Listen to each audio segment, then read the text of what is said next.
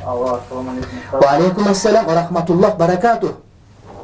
Men sizga Moskva shahridan chaqirdim, atim Mehirbek. Mehirbek Moskvadan. Bir dostumni Moskvaga жұмысқа chaqirganda istegan ish Turandan. Andan al kelgenden keyin bu gapga.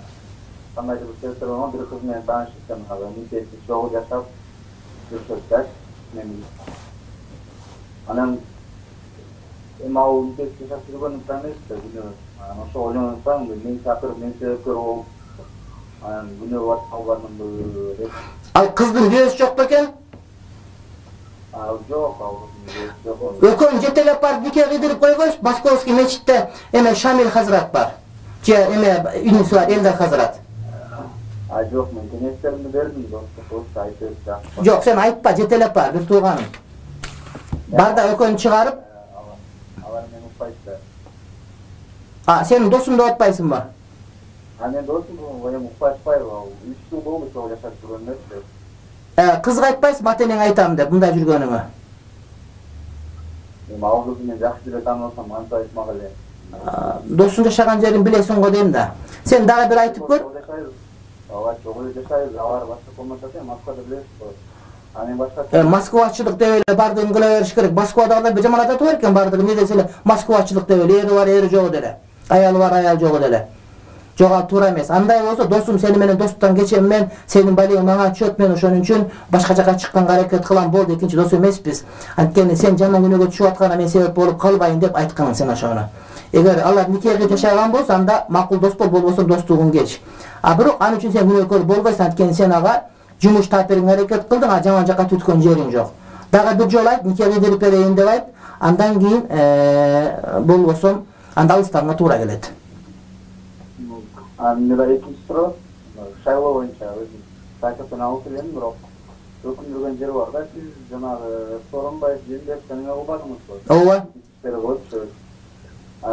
Ал Сооронбай Шарипович ага чейин айтып атпадыбы жанагы программасында Алмазбек Атамбаевдин жолун улайым, ошол кылган иштерди аткарам улайым деп. Анан убагында болбоду деп өзүңүздүн деле практикаңыздачы, сизди эфирге чыгарбай Атамбаевдин өзүчү Нige kutlusu var bu memlekette de 6 yılda ödül etken yok.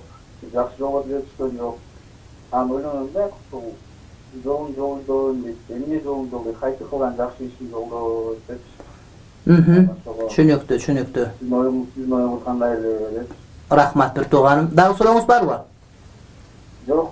Анда мен жооп берейин, сиз өчүр. Мен радио жок да бул жакта. Макул анда. Урматтуу бир тууганым, Сооронбай Жээнбеков Атамбаевдин жолун жолдойм дегени мына ушул стабилдүүлүктү карманан дегенде түшүндүм мен. Анткени жолун жолдойм десе эле Атамбаев көк костюм менен кызыл галстук тагынып эле анан жанагы калпактарын кийип ошондой плащ кийип жүрөт деген сөз эмес да.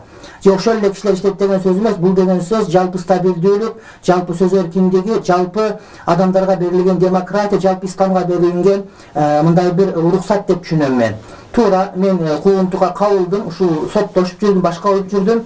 Бирок ошол эле учурда кайрадан чыгып баштады. Мунун өзү ошол бизде эркиндиктин бар экендигинен кабар берет жана менин акыйкатты сүйлөгөндүгүм. Анткени кээ бир учурда мен акыйкат сүйлөгөндүгүм бир аз башка бирөөлөрдүн температурасын чыгарып жиберген учурлар кездешет.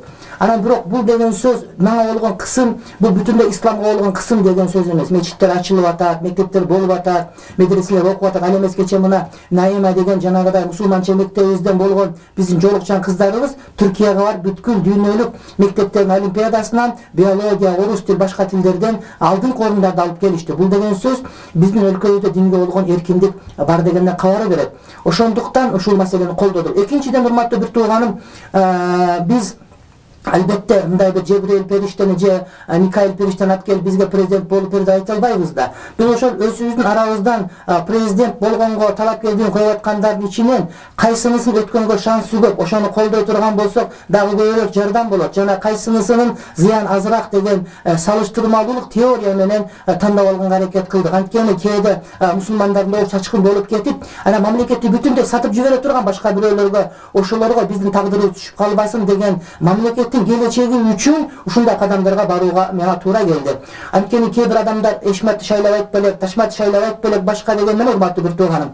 Бирок адамда паан парасат деген болот. Арабча фарасат фахим деп айтат. Ошол парасат менен кимин жылы жанып турган болсо, эгер ошонун тегерегине чогулган болсок, анда жакшы көп болуп кетпесе дагы жаман болбойт. Же керек болсо эки зыяндын жеңилиреги деген муратта тандап алганга биз мажбур болдук. Мен ойлойм шарият боюнча ушул дагы биз үчүн тандообуз туура болгон деп.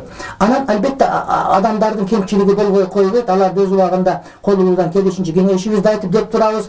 Бүгүн колдоп атат деген сөз бардык туура иштерине дагы ката иштерине көз жумат эмес. Туура иштерин колдоп ап баракелде деп. Ал эми эгерде туура иш кыла турган болсо, ошол жерден эле көзгө сая чындык айтканга биз башыбызды канжыгага койгонбуз деп айтар элем, урматтуу бир тууганым. Албетте мына ушул күндө биздин тандообуз мен туура болду деп ойлойм. Учурдан пайдаланып, ошол элдик кылып, өзүнүн бийлигин кан төкпөй башка кылбай революция кылбай өткөрүп берип аткан Атамбаев мырзага, жаңы келип аткан Жээнбеков мырзага, жана ошондой эле шайлоого жакшы катышып берген биздин бардык жарандарыбызга жана шайлоого катышып өтпөй калган, бирок ошол эле учурда мындай бир биздеги демократиялык шайлоонун бар экендигин сүрөтүн көрсөтүп берген, негиздеп берген биздин башка бир туугандарга оомат каалайм.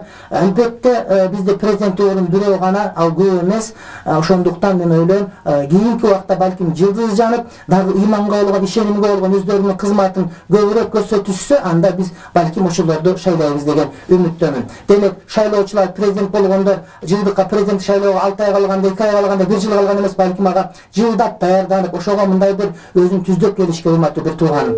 Анан бир жумаландай бир даярданып артист болуп койгон менен бардык ордуна келип калбайт деп мен айтар элем. Москвалык биздин Мээрбектин бирдиги түгөнүп калды өңдөнөт, бирок калганын дагы угуп аласыз деген үмүттөмүн.